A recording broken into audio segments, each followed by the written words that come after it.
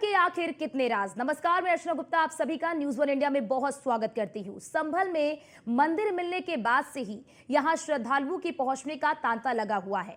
आज सुबह पहुंचे भक्तों ने सबसे पहले हनुमान जी की आरती की और उसके बाद फिर भगवान शिव का रुद्राभिषेक किया। वो जगह जिसके बारे में 24 घंटे पहले किसी को जानकारी तक नहीं थी, वो जगह अचानक से राष्ट्रीय सुर्खियों में आ गया। सिर्फ स्थानीय ही नहीं बल्कि दूर दूर से भी श्रद्धालु यहां पर पहुंच रहे हैं और हनुमान जी का दर्शन पूजन कर रहे हैं। इस मंदिर की खास बात यह है कि मंदिर में संपूर्ण शिव परिवार मौजूद है, फिर चाहे माता गौरी हो, भगवान कार्तिकेय हो या भगवान गणेश के साथ शिव वाहन नंदी महाराज हो।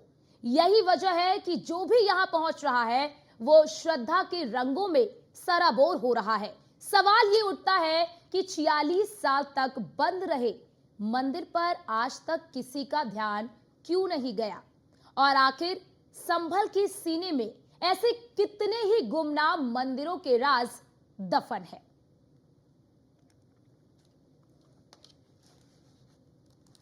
तो संभल के खग्गूसराय इसी हनुमान मंदिर में रुद्राभिषेक हो गया है और रुद्राभिषेक करने के बाद में जो तमाम श्रद्धालु है वो मंदिर परिसर से बात करते हैं। रुद्राभिषेक हो गया है।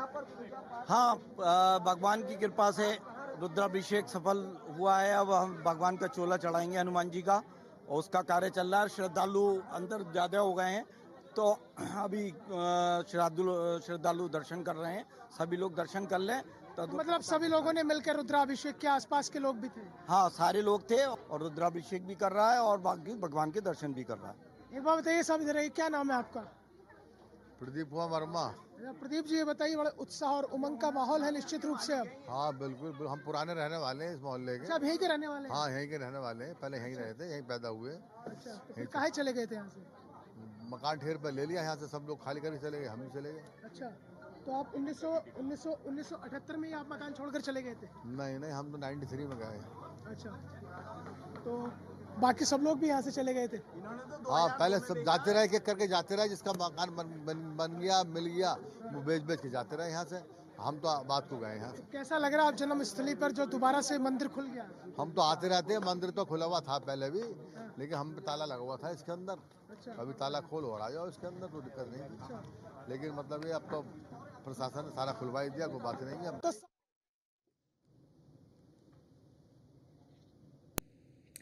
और हमारे साथ हमारे संवाददाता मोहसिन खान हमारे साथ संभल से लाइव जुड़ चुके हैं। मोहसिन, अब देखिए, क्योंकि वहां पर बड़ी संख्या में लोग भी पहुंच रहे हैं, ऐसे में संभल जो तीर्थ राज के नाम से मशहूर हुआ करता था, क्या अब लगता है कि जिस तरह से वहां पर मंदिर मिले हैं और अब क्योंकि सवाल ये भी उठ रहे हैं कि संभल के सीने में ना जाने कितने ऐसे गुमनाम जो मंदिर है उसका राज छिपा हुआ, तो ऐसे में क्या माना जाए कि संभल को वो जो उसकी पुरानी पहचान थी वो वापस मिल सकती है?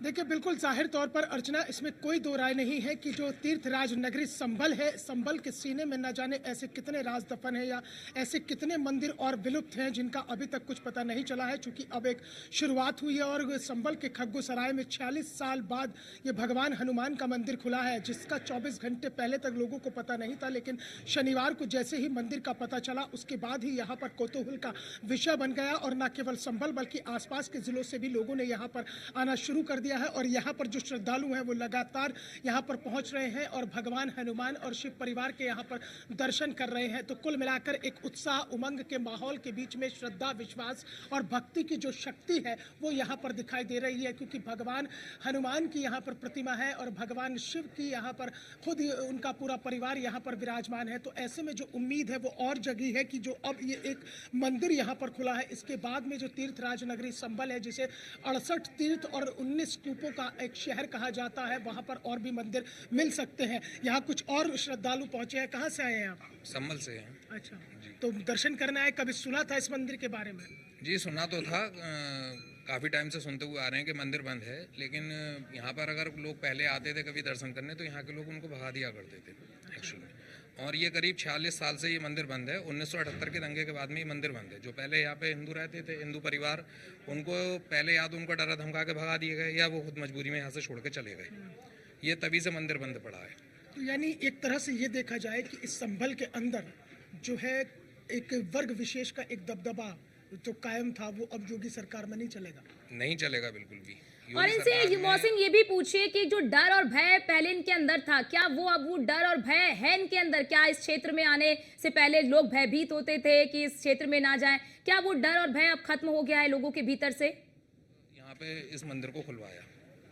अच्छा, एक चीज बताइए कि जो एक डर और भय का माहौल पहले था, क्या वो अब भी आपको लगता है अब डर और भय का माहौल अब रह गया है यहाँ पर? जी नहीं, अब कोई ऐसा कोई डर का या भय का माहौल नहीं है। अब जिन लोगों ने इस पे मंदिर पे ताला लगा के रखा, इतने टाइम से इसको बंद करके रखा, उन लोगों को चिन्हित करके उन लोगों पर कड़ी कार्रवाई होनी चाहिए। अब डर और भय का माहौल नहीं रह गया है, योगी सरकार है भाई। कोई भी मोहसिन, माहौल और नहीं जरा लगा। इनसे ये भी पूछिएगा कि जैसे ये मंदिर निकलकर सामने आया, क्या जो संभल वासी है वो चाहते हैं कि इस तरह और भी जो मंदिर है जिन्हें विलुप्त कर दिया गया है, हुए नहीं उन्हें विलुप्त कर दिया गया है, वो मंदिर भी सामने आए? क्या संभल वासी ये चाहते हैं? एक सवाल और है मेरा यहाँ, डर और भय की आपने बात कर ली है। जिस तरह से ये मंदिर 46 साल बाद खुला है और वैसे भी तीर्थ नगरी कही जाती है, कल की भगवान का यहाँ अवतार होना है, तो आप चाहते हैं कि और मंदिर भी यहाँ होंगे जिनका पता लगना चाहिए? जी बहुत मंदिर है संभल में। संभल एक तीर्थ राज रहा है। यहाँ पे भी जैसे बनारस में मोक्ष धाम को है, साथ संभल भी एक मोक्ष के लिए जाना जाता है। यहाँ पर इतने तीर्थ हैं कि इसकी कल्पना हम प्रयागराज काशी से कर सकते हैं आज के टाइम में। बहुत यहाँ पर 68 तीर्थ हैं और आज की डेट में केवल 20 तीर्थ बचे हैं। हमारा संभल प्रशासन और योगी सरकार से आग्रह है कि वो यहाँ के सभी तीर्थों को पुनः स्थापित कराएं। उन्हें स्थापित होने चाहिए जो बाकी तीर्थ हैं आपके। बिल्कुल बिल्कुल होने चाहिए। 68 तीर्थ हैं जैसा भाई साहब ने ही बताया। अभी पिछले दिनों में बधईसराय में भी जब वहाँ तालाब का पानी सूखा तो वहाँ पर भी एक तीर्थ निकला है जिसकी बाउंड्री बनी हुई है। वो भी अभी चर्चा का विषय बना हुआ है। प्रशासन का भी उसमें सहयोग रहा है। तो देखिए अभी ठीक है। जिस तरह से है कि 68 तीर्थ संगम में संभल में कहे जाते हैं और 20 तीर्थ यहाँ पर अभी मौजूदा वक्त में है, यानी कि 48 तीर्थ का अभी अता पता नहीं है कि 48 बिल्कुल। तीर्थ कहाँ पर है। तो लोगों का और श्रद्धालुओं का यही मानना है कि जो बाकी तीर्थ हैं संभल के, उनका भी पता लगना चाहिए ताकि संभल की जो पहचान थी, जो संभल के सीने में जो मंदिरों के राज दफन है, वो राज खुलकर सामने आए और मंदिर अपने अस्तित्व में बिल्कुल। दोबारा से नजर आए। अर्चना, बिल्कुल बिल्कुल, हर कोई चाहता है मोहसिन की संभल की जो एक वास्तविक पहचान थी, अब कहीं ना कहीं उस पहचान को दबाने की भी कोशिश की गई, वो पुरानी पहचान संभल को वापस मिले। आप हमारे साथ बने रहिए। हमारे साथ हिंदू धर्मगुरु चंद्रांशु जी महाराज भी जुड़ चुके हैं। चंद्रांशु जी महाराज, आपका बहुत स्वागत है हमारी इस खास चर्चा में। चंद्रांशु जी महाराज, 46 साल बाद संभल में ये मंदिर मिला है और अब लोगों में आस्था का आपार हम देख रहे हैं कि लोग किस तरह से उनकी आस्था उन्हें यहाँ पर खींच कर ला रही है। लेकिन अब सवाल ये उठ रहे हैं कि एक मंदिर तो मिल गया, गए थे किसी और काम के लिए लेकिन यहाँ पर मंदिर मिल गया। अब ऐसे में सवाल ये उठ रहे हैं कि ना जाने ऐसे कितने मंदिर जो है वो संभल के सीने में कहीं ना कहीं गुमनाम है। क्या आपको लगता है कि उनके राज भी सामने आने चाहिए? सत्यमेव जयते। सत्य परेशान हो सकता है, पराजित नहीं हो सकता। और सत्य की विजय हो गई है और होती रहेगी। सत्य को दबाया जा सकता है, परेशान किया जा सकता है, पर हराया नहीं जा सकता। और इसीलिए जैसा आप कह रहे हैं, गए किसी आप और काम से थे, हो कुछ और गया। ये सच्चाई है। अगर पहले भी आपके चैनल पर भी, अन्य चैनलों पर भी मैंने एक बात को कहा है कि अगर हम चोर नहीं है तो जांच से हम नहीं डरेंगे, पर अगर हम चोर है तो हम भागेंगे।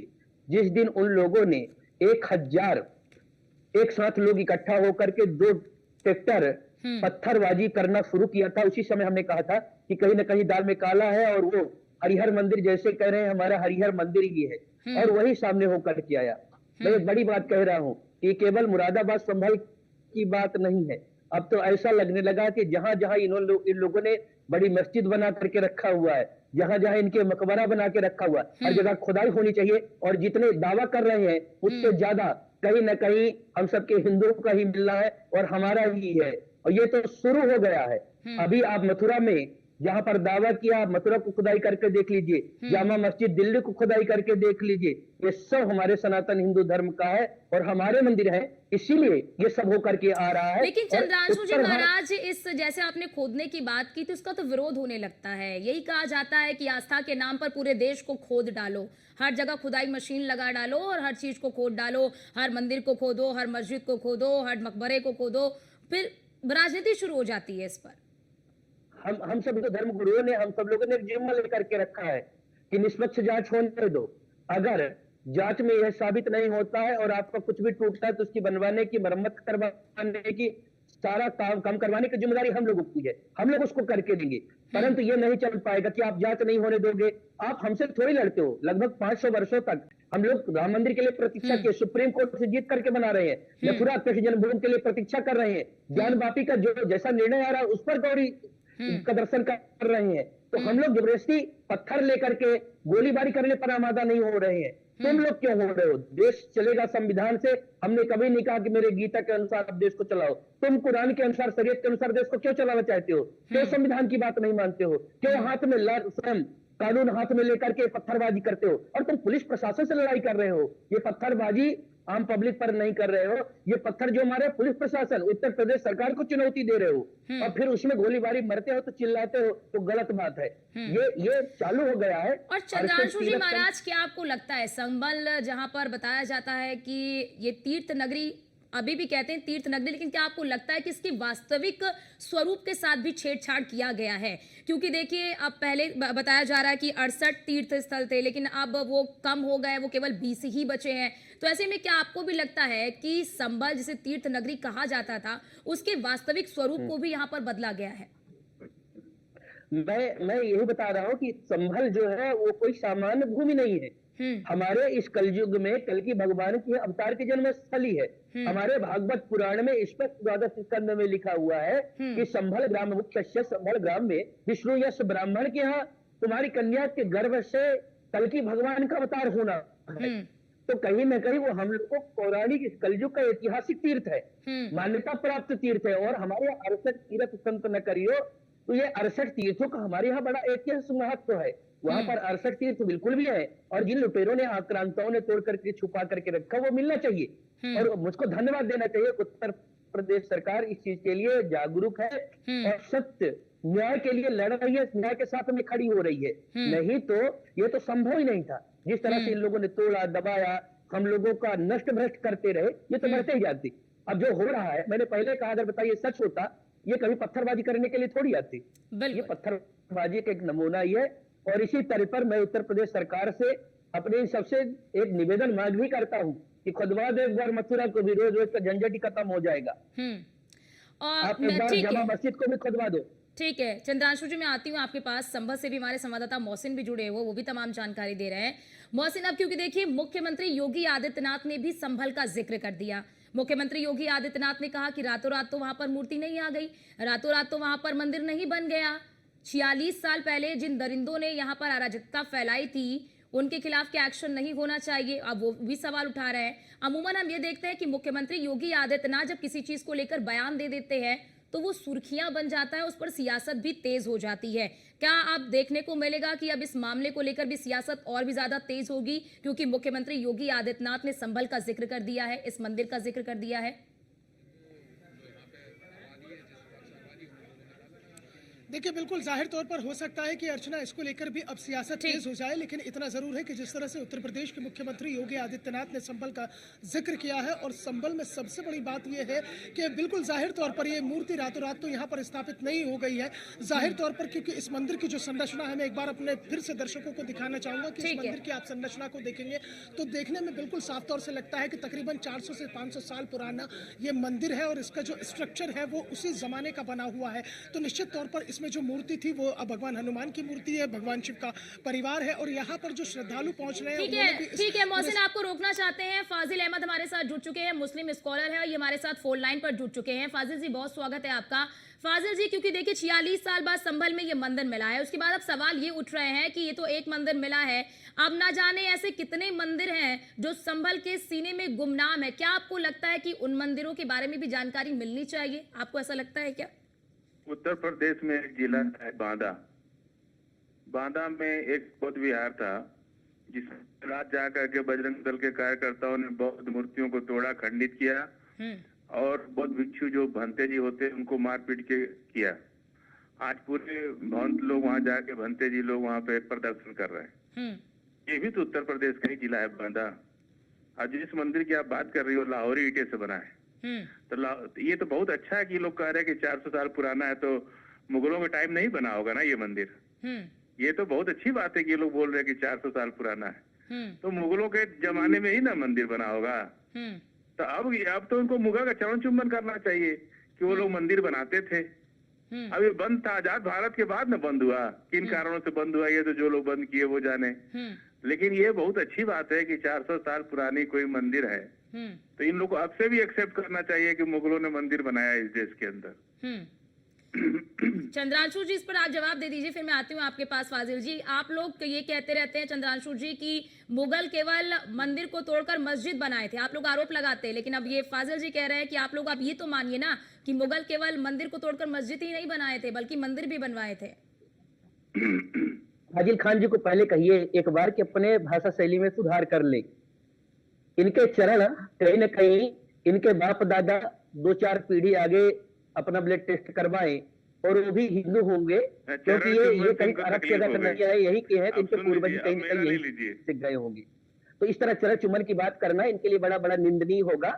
अपने विरासत जिनके द्वारा पैदा हुए उन पर ऐसी अभद्र टिप्पणी नहीं किया करते। दूसरी बात, इन पर एक बात और भी सीखने समझने की जरूरत है कि इतने उदार होते तो राम मंदिर कभी नहीं तोड़े होते, इतने उदार होते तो ज्ञान भक्ति पर नहीं चल रहा होता, और इन उदार होते तो ये मुसलमान जो कह रहे हैं यहाँ पर कब्जा नहीं किए होते। इनकी सबसे बड़ी बात है कि अभी आप संभल बात कर रहे हैं तो ये बागदा जाएंगे, आप जिस दिन बादा बात करने के लिए आएंगे उस दिन ये दिल्ली जाएंगे। इनसे पूछो कि जामा मस्जिद पर, ये मथुरा पर ये कब बात करेंगी।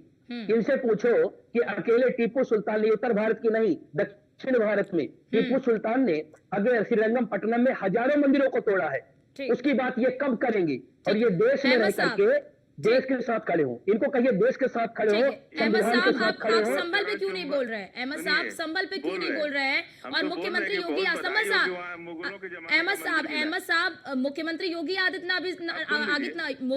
योगी आदित्यनाथ ने भी जिक्र किया कि रातों रात तो मंदिर वहां पे नहीं बन गया, रातों रात तो वहां पर मूर्ति नहीं आ गई। सुनिए, चरण चुम्बन पे इनको बुरा लग गया। तो एक उपनिषद है, इन्होंने लिखा है, 108 उपनिषद है इस धर्म में। एक उपनिषद का नाम है अल्लोपनिषद। अहमद जी, आप उपनिषद की बात करते हो, आप उपनिषद नहीं जानते। मैं आपको कई बोल चुका हूँ, आप उपनिषद के बारे में एक तक नहीं जानते। आप किस उपनिषद के बारे में कुछ नहीं जानते, हमसे पूछ रहे हैं। चंद्रांशु जी पहले सुन लेते हैं, चंद्रांशु जी सुन लीजिए फाजिल जी को, फिर आपके पास आते हैं। अल्लोपनिषद में लोग लिखे हैं कि अकबर महान है, भगवान का दूत है, हमें उसकी पूजा करनी चाहिए। नहीं चंद्रांशु जी रुक जाइए प्लीज, चंद्रांशु जी प्लीज रुक जाइए। चंद्रांशु जी पहले फाजिल जी को बोलने दीजिए, आपको पूरा मौका दूंगी मैं अपनी बात रखने का। फाजिल जी बोलिए। अगर अल्लोपनिषद से इनको बहुत दिक्कत है तो जाके गीता प्रेस से खरीद के पढ़ ले, उसमें हमारा क्या बात है। और जब मुगलों का दौर था तो इन्होंने मुगलों का चरण चुम्बन किया, फिर अंग्रेजों का दौर आया तो अंग्रेजों का चरण चुम्बन किया, फिर कांग्रेस का दौर आया तो कांग्रेस का चरण चुम्बन किया। 68 तीर्थ स्थल थे, 20 ही बचे हैं।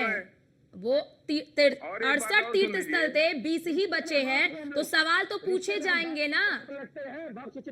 नहीं, सवाल इनसे पूछिए कि 20,000 83,000 बौद्ध स्तूप कहाँ चला गया। ठीक है शशांक ने 20,000 मंदिर बुद्ध मठों को तोड़कर।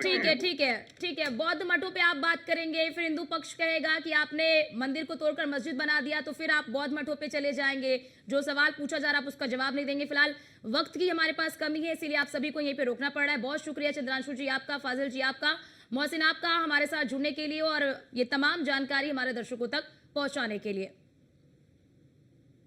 न्यूज़ वन इंडिया पर आप ये एक्सक्लूसिव तस्वीरें देख रहे हैं कि जो हनुमान जी का मंदिर है उसके बगल में जो कुआं था उसकी खुदाई शुरू कर दी है, और जेसीबी अपने एक्शन मोड में आ गया है। आप देख सकते हैं तस्वीरों में कि जो कुआं था जहां पर 46 साल पहले इसी कुएं पर पूजन भी हुआ करता था, उस कुएं को यहां पर स्थानीय लोगों ने पूरी तरह से पाट दिया था और इसके ऊपर स्लैब बनाकर यहां से गाड़ियों के आने जाने का रास्ता बनाया गया था। अब चूंकि जब कल जिला प्रशासन यहां पर कार्रवाई कर रहा था तो ये कुआं भी यहाँ पर दिखाई दिया और इस कुएं की खुदाई शुरू कर दी गई है। इस कुएं कितना गहरा है, इसकी गहराई कितनी है, उसे पूरा खोदने का काम यहाँ पर शुरू हो चुका है और जेसीबी की मदद से इस कुएं की खुदाई की जा रही है ताकि इसके नीचे का जो जल स्तर है उसका पता लगाया जा सके। तो कुल मिलाकर जिला प्रशासन जो पूरी तरह से अलर्ट मोड पर है और पूरी हर एक कार्रवाई को यहाँ पर किया जा रहा है, उसी कार्रवाई की कड़ी में ये एक और कार्रवाई यहाँ पर की जा रही है। संभल में जो यहाँ पर